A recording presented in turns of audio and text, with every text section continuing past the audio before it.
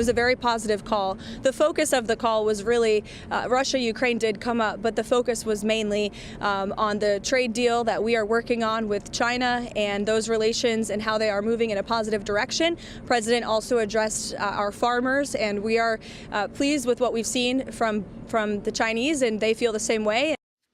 So President Trump speaking with Chinese leader Xi Jinping over the phone and writing now on Truth Social that America's relationship with Beijing is, quote, extremely strong, and he plans to visit China in April. But could this call be more about Taiwan? Remember, Japan's new prime minister recently said a Chinese attack on the island could trigger a military response. And Xi told Trump that Taiwan's return to China is central to the post-war world order. And then Trump called Japan's leader soon after.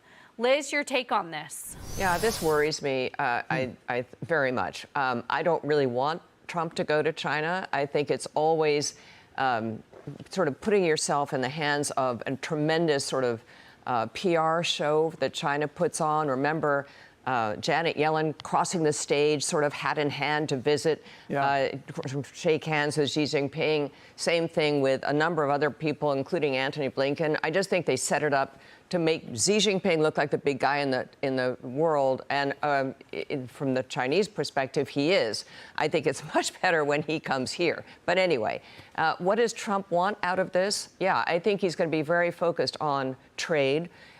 Rare earths didn't even come up in this call, or at least there wasn't any mention of it, but that's obviously a huge thing. And basically making the Chinese adhere to the sort of outline of a trade deal that we've already had and have had in place a couple of times now. So they continue, surprise, surprise, to cheat.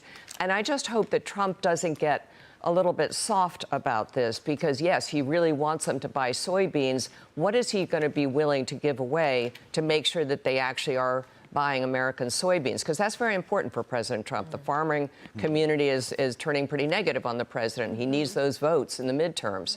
So I think it's complicated.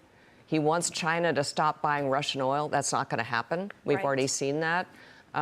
So I don't know. I just think that this the Taiwan issue is very fraught. The foreign intelligence community is already very concerned that Trump is going to somehow soften our already ambiguous position and make it even more ambiguous, i.e., we don't really care. And that would be, I think, catastrophic for the region. And by the way, we suddenly have a very strong ally in Japan. Well, so can I ask you about that? Or, I think that's interesting. Okay, so I hear your concerns about Trump going to China. And I know you know what China's going to do. Yes, you know what they're going to put on the table. You know what they want. That's obvious. And you know you can't trust them. So all that being said, it is interesting to me how much Japan has seemed to turn on a dime with their new prime minister when it comes to Taiwan. I mean, they are not speaking kindly. They are not standing on the sidelines. They're basically saying, this is a national security issue for us in our backyard.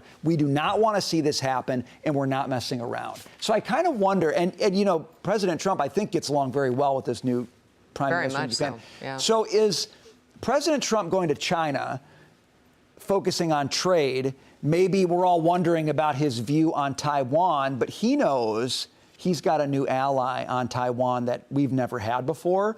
And he doesn't have to speak so strongly on Taiwan because Japan has said, we're picking up that mantle. I'm just curious because I don't think it's coincidental that you're seeing the Prime Minister of Japan come out so strong on this as Trump's talking about going to China. Well, it's interesting. I mean, I think what we're probably not as conversant with because we don't live there, Japan or Taiwan has been under constant sort of semi-attack from China for the last couple of years, and so has Japan. There have been all kinds of flyovers and incursions into their space and everything else. So it may be that this new prime minister really felt like she was elected to be a tough conservative leader and somewhat more militant than her predecessor, and that's what she's stepping into. Whether it was coordinated with the White House, I don't know, obviously.